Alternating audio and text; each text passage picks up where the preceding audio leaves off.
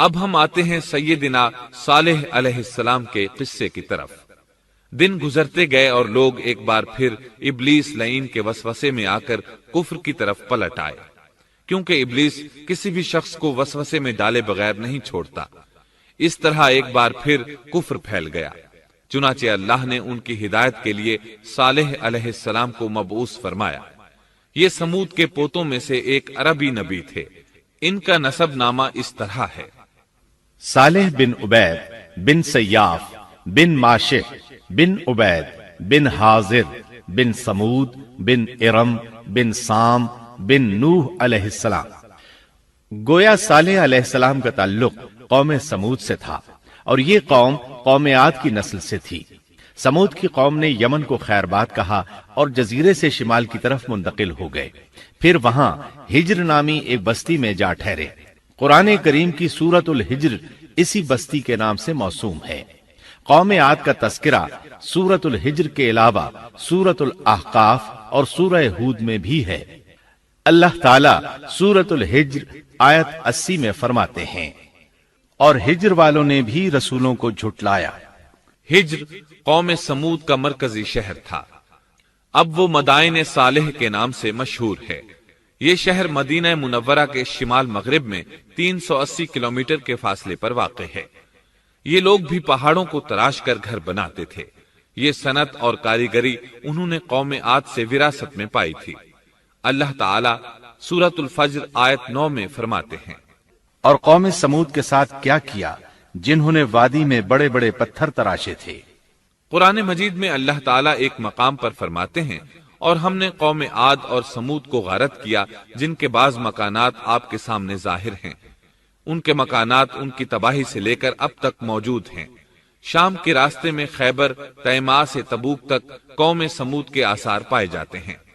یہ لوگ کس طرح پتھر تراش تراش کر گھر بناتے تھے، اللہ تعالیٰ نے سورۃ الاعراف آیت 74 میں اس کا ذکر کیا ہے۔ اس وقت کو یاد کرو جب اللہ تعالیٰ نے تمہیں قوم عاد کے بعد جانشین بنایا اور تمہیں زمین پر رہنے کا ٹھکانہ دیا کہ نرم زمین پر محل بناتے ہو اور پہاڑوں کو تراش تراش کر ان میں گھر بناتے ہو، سو اللہ کی نعمتوں کو یاد کرو اور زمین میں فساد مت پھیلاؤ۔ یہ آیت ان کی طاقت، جسم کی صلاحیت اور ماہر فن ہونے پر دلیل ہے۔ پہاڑوں کو تراشنا دراصل قوم عاد کی عادت تھی۔ یہ بھی چونکہ انہی سے تھے، اس لیے وراثت میں یہ کام انہیں بھی آ گیا تھا۔ جس طرح اللہ نے عاد کو اپنی نعمتوں سے نوازا تھا، اسی طرح سمود کو ان سے بڑھ کر نعمتیں دی تھیں۔ اللہ تعالیٰ صالح علیہ السلام کی زبانی ان سے فرماتے ہیں: اے قوم سمود، کیا تمہیں ان چیزوں میں بے فکری سے رہنے دیا جائے گا، یعنی باغات، چشموں، کھیتوں اور کھجوروں میں جن کا خوشہ ملائم ہے، اور تم پہاڑوں کو تراش کر پرتکلف گھر بناتے ہو، پس اللہ سے ڈرو اور میرا کہنا مانو۔ لیکن ان لوگوں نے ہر طرح سے قوم عاد کی پیروی کی، نصیحت پکڑنے کی بجائے بتوں کی عبادت شروع کر دی۔ اللہ نے ان کے درمیان صالح علیہ السلام کو مبعوث فرمایا۔ آپ نبوت ملنے سے پہلے بھی عقل مند اور علم والے تھے، باعزت گھرانے سے تعلق رکھتے تھے، اپنے معاملات میں لوگ ان سے مشورے لیتے تھے، لہٰذا انہیں ایک خاص مقام حاصل تھا۔ لیکن جب آپ نے انہیں ایک اللہ پر ایمان لانے، اس کے سوا کسی کی عبادت نہ کرنے کی دعوت دی تو ان کا ساتھ چھوڑ گئے۔ جواب میں ان سے کہنے لگے: اے صالح، اس سے پہلے تو ہم تجھ سے بہت کچھ امیدیں لگائے ہوئے تھے۔ مطلب یہ کہ پہلے تو ہمارے نزدیک آپ کا بہت مرتبہ تھا، مقام تھا، ہمیں آپ سے بہت امیدیں تھیں، لیکن آپ نے تو یہ باتیں کہہ کر ہماری ساری امیدوں پر پانی پھیر دیا۔ ان کے اس جواب کے باوجود صالح علیہ السلام انہیں اللہ کی طرف بلاتے رہے اور ان سے کہتے رہے: اے میری قوم، اللہ کی عبادت کرو، اس کے سوا تمہارا کوئی معبود نہیں۔ تمام انبیاء کی اپنی اپنی قوم کو یہی دعوت تھی کہ اے لوگو، اللہ کی عبادت کرو، اسی نے تمہیں زمین سے پیدا کیا ہے، اسی نے تمہیں زمین میں آباد کیا ہے، اس سے معافی طلب کرو، یقیناً میرا رب قریب ہے اور دعاؤں کو قبول کرنے والا ہے۔ اے میری قوم، تم نیکی سے پہلے برائی کی جلدی کر رہے ہو، اللہ سے معافی کیوں نہیں مانگتے کہ تم پر رحم کیا جائے؟ اللہ سے ڈرو، میری اطاعت کرو، حد سے گزر جانے والے بے باک لوگوں کی اطاعت سے باز آؤ، وہ ملک میں فساد پھیلا رہے ہیں اور اصلاح نہیں کرتے۔ صالح علیہ السلام نے ہود علیہ السلام کی طرح اپنی قوم کو نصیحت کی، لیکن ان ظالموں نے بھی اسی طرح کفر کیا جیسے قوم عاد نے کیا تھا۔ کہنے لگے یہ کیسے ہو سکتا ہے کہ ہم اپنے میں سے ایک شخص کے تابع ہو جائیں؟ اس اکیلے کی اتنی زیادہ فضیلت کی آخر کیا وجہ ہے؟ ہم نہیں مان سکتے کہ ہم میں صرف اسی ایک پر اللہ کی باتیں نازل ہوتی ہیں۔ پھر وہ اس سے بھی آگے بڑھے اور اللہ کے نبی کو کھلے الفاظ میں پرلے درجے کا جھوٹا کہا، جادوگر کہا۔ پھر یہ سرکش اور کافر لوگ صالح علیہ السلام کے ساتھ ایمان لانے والے کمزور غریب لوگوں کو مخاطب کر کے کہنے لگے، کیا تم صالح پر ایمان رکھتے ہو؟ ہم تو اس کے منکر ہیں۔ اس طرح صالح علیہ السلام دن رات انہیں دعوت دیتے رہے، یہاں تک کہ یہ لوگ صالح علیہ السلام سے کہنے لگے، تم نے اور تمہارے ساتھیوں نے ہمارے اندر نحوست پھیلا رکھی ہے اور اسی لیے ہم مشکلات اور مصائب کا شکار ہیں، لہٰذا تم ہم سے دور ہو جاؤ۔ صالح علیہ السلام نے انہیں جواب دیا، تم پر نحوست اللہ کی طرف سے ہے، تم فتنے میں پڑے ہوئے لوگ ہو۔ پھر اس کے بعد وہ لوگ صالح علیہ السلام سے مکمل طور پر دشمنی کرنے لگے اور انہوں نے آپ کو یہاں تک کہہ دیا کہ آپ ہماری مجلس میں نہ آیا کریں کیونکہ آپ منحوس ہیں۔ پھر بات یہاں تک پہنچی کہ صالح علیہ السلام نے انہیں اللہ کے عذاب سے ڈرایا، دھمکایا اور کہا، اے میری قوم کے لوگوں، ذرا بتلاؤ تو اگر میں اپنے رب کی طرف سے کسی مضبوط دلیل پر ہوا اور اس نے مجھے اپنے پاس سے رحمت عطا کی ہو، پھر میں نے اس کی نافرمانی کی، تو کون ہے جو اس کے مقابلے میں میری مدد کرے؟ تم تو میرا نقصان ہی بڑھا رہے ہو۔ یعنی فرض کرو اگر میں حق پر ہوا اور یقیناً میں حق پر ہوں اور اللہ تعالیٰ نے مجھے اپنی نبوت سے بھی نوازا ہے، پھر بھی میں تمہاری باتوں میں آ کر اس کی نافرمانی کروں تو بلا شبہ اس وقت میں گھاٹے میں ہوں گا اور تم بھی خسارہ پانے والے ہوگے۔ اس پر وہ ظالم لوگ مقابلے پر اتر آئے، کہنے لگے اگر تو سچا ہے تو کوئی معجزہ لے آ، لیکن وہ معجزہ ہماری مرضی کے مطابق ہو، اس صورت میں ہم ضرور ایمان لے آئیں گے۔ آپ ایسا کریں کہ بستی کے کنارے پتھریلی چٹان میں سے دودھ دینے والی 10 ماہ کی حاملہ اونٹنی نکالیں، اس کا رنگ سرخ ہو۔ صالح علیہ السلام سے یہ مطالبہ کر کے وہ سردار لوگ ایک طرف بیٹھ گئے اور مذاق اڑانے لگے۔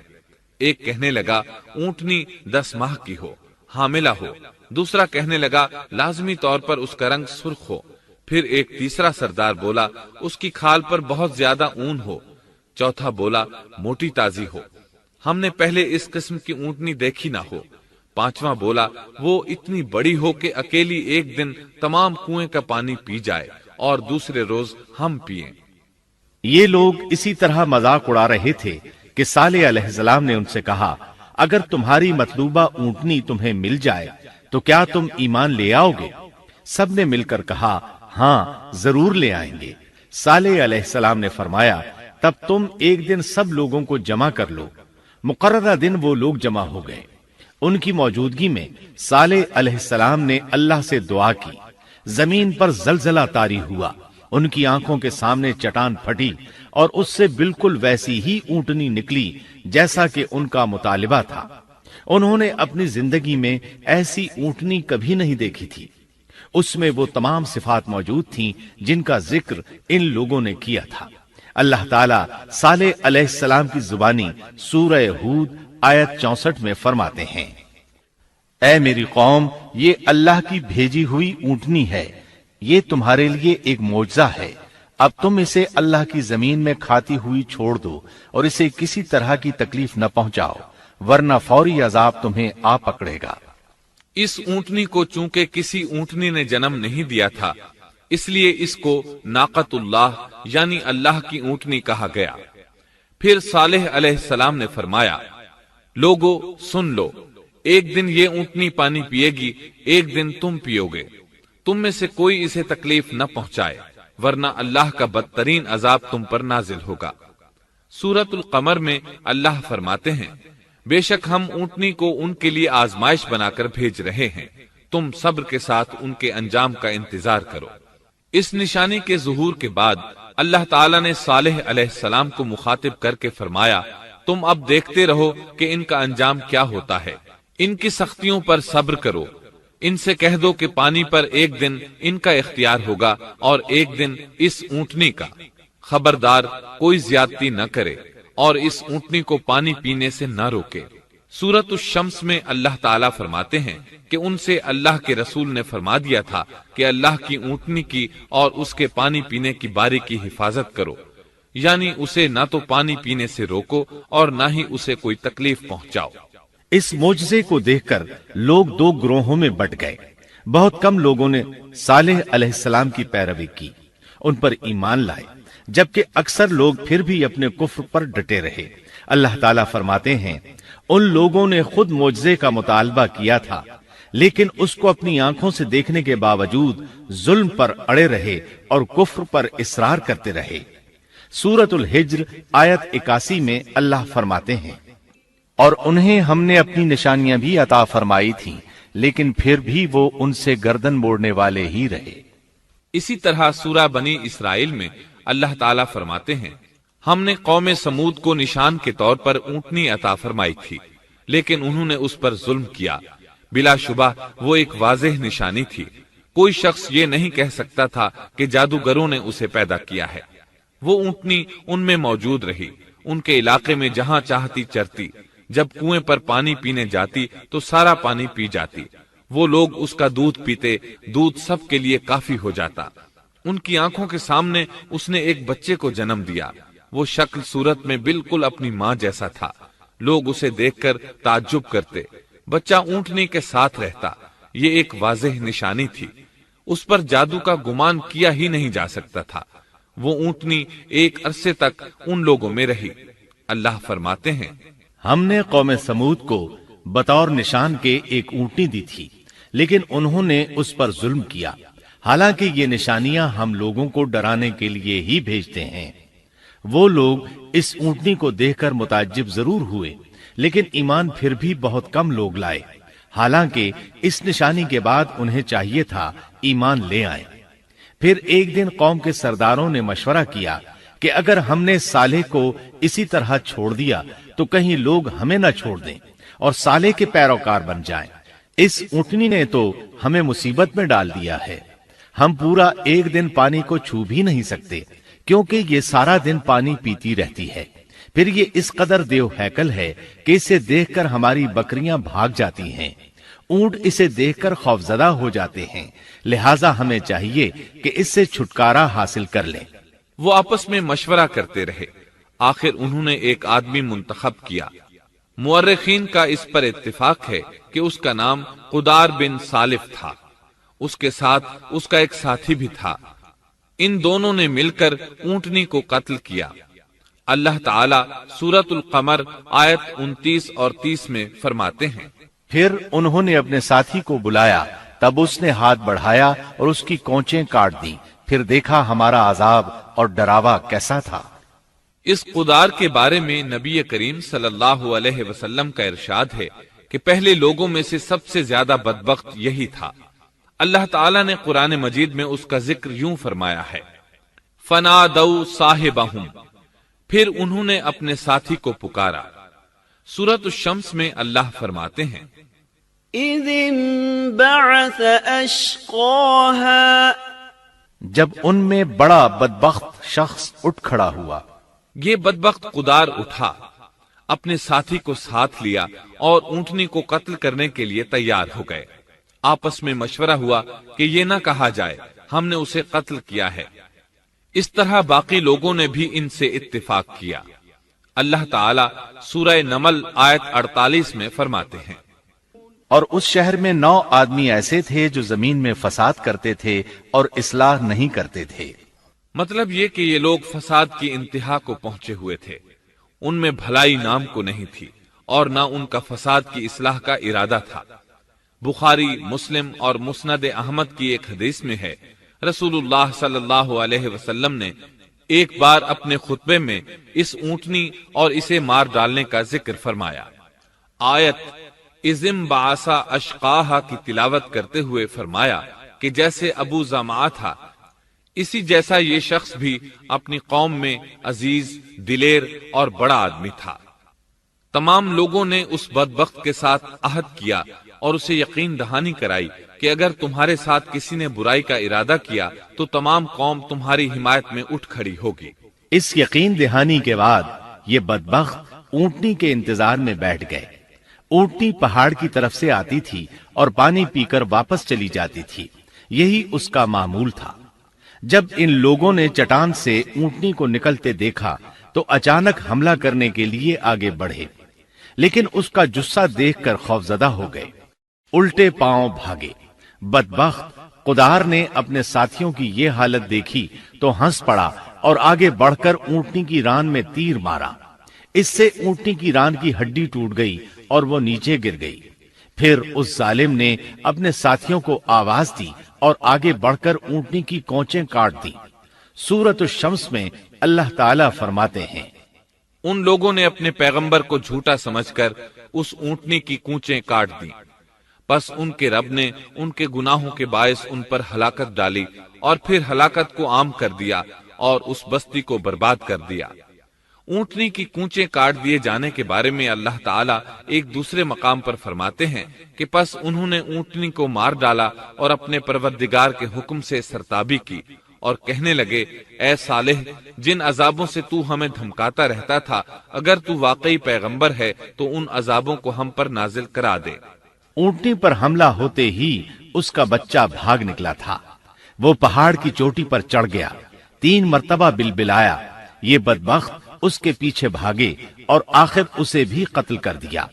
پھر تمام بستی والے جمع ہوئے، اونٹنی اور اس کے بچے کا گوشت تیار کیا اور مزے کے ساتھ اس کو کھایا۔ اس جرم میں ان سب نے شرکت کی، البتہ جو لوگ صالح علیہ السلام پر ایمان لے آئے تھے وہ الگ تھلگ رہے۔ صالح علیہ السلام کو جب یہ خبر ملی تو وہ گھبرائے ہوئے اونٹنی کے پاس پہنچے۔ اونٹنی بے جان پڑی تھی، اس کا بچہ بھی بے جان تھا۔ لوگ ان کے گرد جمع تھے اور ان کا گوشت کھا رہے تھے۔ اس وقت صالح علیہ السلام نے ان سے کہا، اس پر صالح نے کہا کہ اچھا تم 3 دن تک اپنے گھروں میں رہ سہ لو، یہ وعدہ جھوٹا نہیں ہے۔ مطلب یہ کہ تمہیں صرف 3 دن کی مہلت ہے، اس کے بعد تم سب کے سب ہلاک کیے جاؤ گے۔ وہ صالح علیہ السلام کی بات کو رد کرتے ہوئے انہیں دھمکیاں دینے لگے کہ جن عذابوں کا تو ہم سے وعدہ کر رہا ہے، اگر تو سچا ہے تو ان کو ہم پر نازل کر دے۔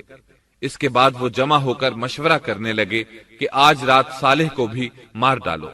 ان کے اس مشورے کے بارے میں اللہ تعالیٰ سورۃ النمل آیات 48 اور 49 میں فرماتے ہیں، اس شہر میں 9 سردار تھے، وہ زمین میں فساد پھیلاتے رہتے تھے اور اصلاح نہیں کرتے تھے۔ انہوں نے آپس میں بڑی بڑی قسمیں کھا کھا کر عہد کیا کہ رات ہی کو صالح اور اس کے گھر والوں پر چھاپا ماریں گے اور اس کے وارثوں سے صاف کہہ دیں گے کہ ہم اس کے اہل کی ہلاکت کے وقت موجود نہیں تھے اور ہم بالکل سچے ہیں۔ اب یہ لوگ صالح علیہ السلام کے گھر کی طرف چلے۔ اللہ تعالیٰ سورۃ النمل آیات 50 اور 51 میں فرماتے ہیں، اور انہوں نے ایک داؤ کھیلا، سو ہم نے بھی ایک ایسا داؤ کھیلا کہ انہیں خبر بھی نہ ہوئی۔ پھر دیکھو کہ ان کے داؤ کا کیا انجام ہوا، ہم نے انہیں اور ان کی ساری قوم کو ہلاک کر دیا۔ صالح علیہ السلام کا گھر پہاڑ کی بلندی پر تھا۔ یہ فسادی لوگ ابھی اوپر چڑھ رہے تھے کہ زمین حرکت کرنے لگی۔ ایک چٹان اوپر سے لڑھکتی ہوئی آئی اور ان تمام کو پیس کر رکھ دیا۔ ان 9 فسادی لوگوں کی ہلاکت کے ساتھ ہی اللہ کے عذاب کی ابتدا ہو چکی تھی۔ چنانچہ صالح علیہ السلام نے اپنے ساتھیوں کے ساتھ اس بستی کو چھوڑ دیا، یعنی وہ ہجر کے علاقے سے نکل گئے۔ صبح ہوئی تو لوگوں نے ایک عجیب منظر دیکھا۔ قوم سمود کے تمام لوگوں کے چہرے زرد پڑ چکے تھے، وہ سب رونے لگے کیونکہ عذاب کے آثار شروع ہو چکے تھے۔ دوسرے دن تمام لوگوں کے چہرے آگ کی طرح سرخ ہو گئے اور تیسرے دن تمام کے چہرے سیاہ ہو چکے تھے۔ اپنی یہ حالت دیکھ کر سب لوگ رونے اور چیخ پکار کرنے لگے، اپنی قبریں کھودنے لگے۔ اب انہیں یقین ہو چکا تھا کہ عذاب کا وعدہ برحق تھا۔ اللہ تعالیٰ نے انہیں پہلی قوموں کی طرح ایک قسم کا عذاب نہیں دیا تھا، جیسے قوم نوح کو صرف طوفان کے ذریعے ہلاک کیا گیا، قوم عاد کو صرف طوفانی ہوا کے ذریعے ہلاک کیا گیا، لیکن قوم سمود کو اللہ تعالیٰ نے طرح طرح کے عذابوں سے دوچار کیا۔ اس لیے کہ انہوں نے اپنی مطلوبہ شرط پوری ہونے کے باوجود ایمان قبول نہیں کیا تھا۔ عذاب کی ابتدا زلزلے سے ہوئی، زمین حرکت کرنے لگی۔ اس کی وجہ سے وہ لوگ اپنے گھروں میں اوندھے کے اوندھے پڑے رہ گئے، ان میں اٹھنے کی طاقت تک نہ رہی۔ پھر آسمان میں سخت کڑاکا ہوا، اس کی ہولناک دہشت انگیز چنگھاڑ نے ان کے بھیجے پھاڑ کر رکھ دیے۔ ایک ہی لمحے میں ایک ساتھ وہ سب ڈھیر ہو گئے۔ ان کی ہلاکت اور تباہی کو بیان کرتے ہوئے اللہ تعالی سورۃ الذاریات آیات 43 تا 45 میں فرماتے ہیں، اور سمود کے قصے میں بھی عبرت ہے جب ان سے کہا گیا کہ تم کچھ دن تک فائدہ اٹھا لو، لیکن انہوں نے اپنے رب کے حکم سے سرتابی کی، اس پر انہیں ان کے دیکھتے دیکھتے تیز و تند کڑاکے نے ہلاک کر دیا، پس نہ تو وہ کھڑے ہو سکے اور نہ بدلہ لے سکے۔ اسی طرح سورہ ہود میں اللہ تعالیٰ نے ان کی تباہی کا نقشہ اس طرح کھینچا ہے کہ ایک زور کی کڑک نے ان ظالموں کو آ لیا، پھر تو وہ اپنے گھروں میں زانوں کے بل مردہ پڑے رہ گئے، ایسے گویا کہ وہ کبھی آباد ہی نہ تھے۔ سورۃ القمر میں اللہ نے ان کی رسوائی ان الفاظ میں بیان کی ہے، ہم نے ان پر ایک چیخ بھیجی، پھر وہ ایسے ہو گئے جیسے کانٹوں کی باڑ کا چورا۔ دوسری طرف صالح علیہ السلام اور ان کے ساتھیوں کو اللہ تعالیٰ نے اپنی رحمت سے نجات دی۔ اللہ تعالیٰ سورہ ہود آیت 66 میں فرماتے ہیں، پھر جب ہمارا فرمان آ پہنچا ہم نے صالح اور ان پر ایمان لانے والوں کو اپنے فضل سے اس سے بچا لیا اور اس دن کی رسوائی سے بھی، یقیناً تیرا پروردگار نہایت توانا اور غالب ہے۔ اس قوم کے آثار آج تک باقی ہیں۔ مدینہ منورہ کے شمال مغرب میں ان کے گھر موجود ہیں۔ اب یہ علاقہ مدائن صالح کے نام سے مشہور ہے۔ سورۃ النمل میں اللہ تعالیٰ فرماتے ہیں، پس یہ ان کے گھر ہیں جو ان کے ظلم کے سبب ویران پڑے ہیں، بے شک اس میں دانش مندوں کے لیے نشانیاں ہیں۔ اللہ تعالیٰ نے ان کے نشانات کو آج تک باقی رکھا ہے تاکہ بعد میں آنے والوں کو یقین ہو جائے اور کسی قسم کا شک نہ رہے۔ عذاب کے آثار نمودار ہونے پر صالح علیہ السلام نے ان سے فرمایا تھا، اے میری قوم، میں نے تمہیں اپنے پروردگار کا حکم پہنچا دیا تھا اور میں نے تمہاری خیر خواہی کی، لیکن تم لوگ خیر خواہوں کو پسند نہیں کرتے۔ اس کے بعد صالح علیہ السلام اپنے ساتھیوں کے ساتھ وہاں سے ہجرت کر کے فلسطین آ گئے، وہیں رملہ نامی بستی میں رہنے لگے اور یہیں آپ کی وفات ہوئی۔ نبی کریم صلی اللہ علیہ وسلم صحابہ کرام رضی اللہ عنہم کے ساتھ تبوک تشریف لے گئے تو آپ نے مدائن صالح کے قریب قیام فرمایا تھا۔ صحابہ نے ان کنووں سے پانی لے لیا جو قوم سمود کے استعمال میں رہے تھے، کچھ برتن بھی وہاں سے لے لیے۔ آپ کو پتا چلا تو آپ نے حکم فرمایا، ان برتنوں کو توڑ دو اور اس پانی کو بہا دو اور اس پانی سے جو کھانا تیار کیا ہے اس کو الٹ دو۔ آپ نے انہیں ان گھروں میں داخل ہونے سے بھی روک دیا جن میں اللہ کا عذاب نازل ہوا تھا۔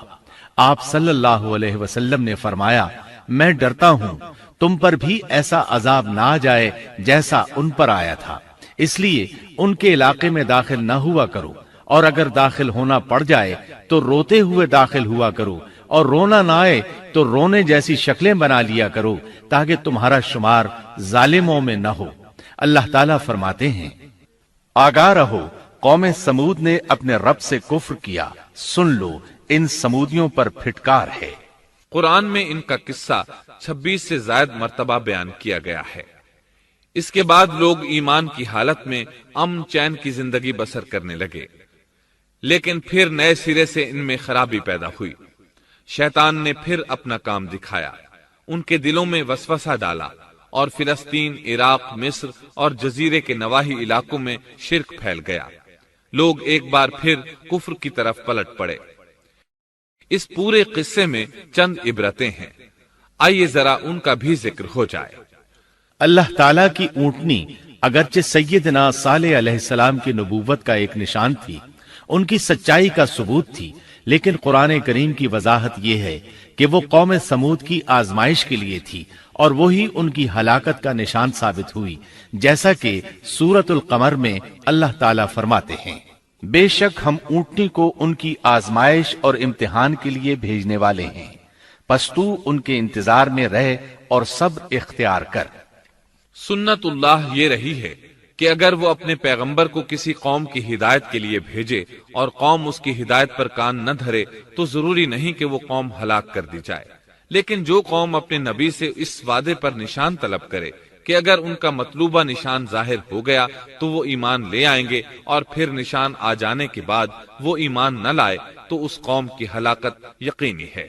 اللہ تعالیٰ پھر اس قوم کو معاف نہیں کرتے جب تک کہ وہ تائب نہ ہو جائے اور اللہ کے دین کو قبول نہ کرے، یا عذاب الہی سے صفحہ ہستی سے مٹ کر دوسروں کے لیے عبرت کا نشان بن جائے۔ لیکن اس سنت سے نبی کریم صلی اللہ علیہ وسلم کی امت مستثنا ہے، اس لیے کہ آپ صلی اللہ علیہ وسلم نے وضاحت فرمائی ہے، میں نے اللہ تعالیٰ سے دعا مانگی ہے کہ اللہ تعالیٰ میری امت میں عذاب عام مسلط نہ فرمائے، اور اللہ نے میری دعا قبول فرما لی۔ قرآن میں اللہ تعالیٰ نے نبی کریم صلی اللہ علیہ وسلم کی اس بات کی یوں تصدیق کی ہے، اے رسول، اس حال میں کہ تو ان میں موجود ہے، اللہ تعالیٰ ان کافروں پر عذاب مسلط نہیں کرے گا۔ اور یہ ایک خطرناک غلطی ہے، نفس کا دھوکہ ہے کہ انسان عیش و عشرت اور دنیاوی جاہ و جلال کو دیکھ کر یہ خیال کر بیٹھے، یہ گمان کر لے کہ جس قوم یا فرد کے پاس یہ سب کچھ موجود ہے وہ ضرور اللہ تعالیٰ کے سائے میں ہے، اور یہ کہ ان کی یہ خوش عیشی اس بات کی علامت ہے کہ اللہ تعالیٰ کی خوش نودی ان کے ساتھ ہے۔ یہ نفس کا دھوکہ ہے، غلط فہمی ہے، بلکہ کج فہمی ہے۔ قرآن کریم کے اس واقعے میں جگہ جگہ اس بات کی وضاحت ہے کہ بعض اوقات زیادہ سے زیادہ خوش عیشی زیادہ سے زیادہ عذاب کا پیش خیمہ ثابت ہوتی ہے، اگرچہ قوموں کے لیے اس کی مدت چند ماہ یا چند سال نہیں بلکہ گھبرا دینے والی مدت ہی کیوں نہ ہو، مگر ہر قسم کی دنیاوی کامیابیوں اور خوش عیشیوں کے ساتھ جب ظلم، سرکشی اور غرور کسی قوم کا مستقل شعار بن جائے تو سمجھ لو اس کی تباہی اور ہلاکت کا وقت قریب آ پہنچا۔ اللہ تعالیٰ فرماتے ہیں، تیرے رب کی پکڑ بہت سخت ہے، لیکن اس کے ساتھ ہی یہ بات بھی ہے کہ کسی قوم میں تمام تر خرابیوں کے باوجود اگر قوم سے اکثر افراد اللہ کے شکر گزار ہوں، اس کے بندوں کے ساتھ انصاف کرنے والے اور آپس میں نیک نیت اور خیرخواہی کرنے والے ہوں تو بلا شبہ وہ اللہ کے ہاں مقبول بندے ہیں، اور انہی کو دنیا اور آخرت کی کامیابیوں کی بشارت ہے، اور انہی کے لیے یہ دنیاوی عیش اللہ کی بے انتہا نعمتوں کی علامت ہے۔